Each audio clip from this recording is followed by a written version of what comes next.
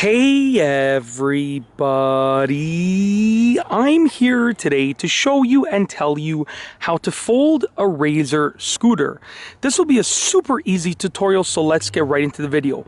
As you can see right here, I have my Razor scooter. This is my new A5 Lux Razor scooter, and I'll be using this for the demonstration, but the process for folding the majority of Razor scooters is going to be very, very similar.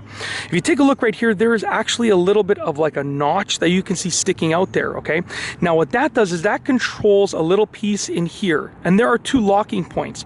There's an open locking point right over here, and there's a closed or folded locking point right over there. What we're going to do is very simple. I'm going to pull up on that notch, okay, and I'm going to fold it down, and I'm going to release the notch, or the notch will release itself actually when it gets to that folded locking point right there. So I'll demonstrate how to do it.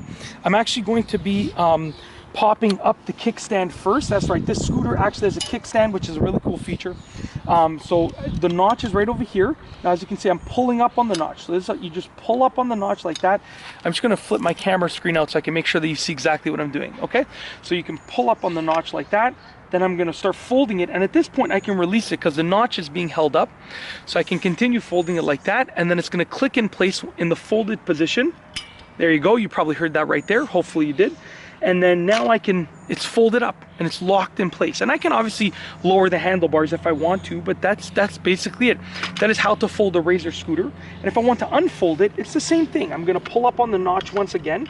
Okay, so I'm going to pull up on the notch, and now I can release it. It's going to be held up by itself, and I can just open it up or unfold it till it clicks in place. That's it. If you like this video, please be sure to give it a thumbs up. Let me know what you think down below as a comment, and of course be sure to subscribe for more great videos just like this one. And that's all I have for you today. Thanks for watching.